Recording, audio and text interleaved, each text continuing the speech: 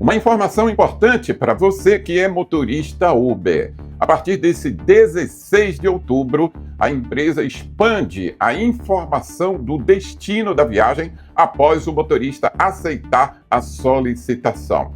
Como você pode ver no exemplo, depois que você aceita o pedido, aparece todos os detalhes, tanto do destino final quanto da parada ou das paradas, se existirem. A Uber era a única das plataformas de mobilidade a não disponibilizar essa informação. Estava em fase de testes em algumas cidades e a partir de hoje ela expande para mais 13. São elas: Teresina, Londrina, São Paulo, Rio de Janeiro, Belo Horizonte, Fortaleza, Porto Alegre, Recife, Salvador, Brasília, Curitiba, Manaus e Belém.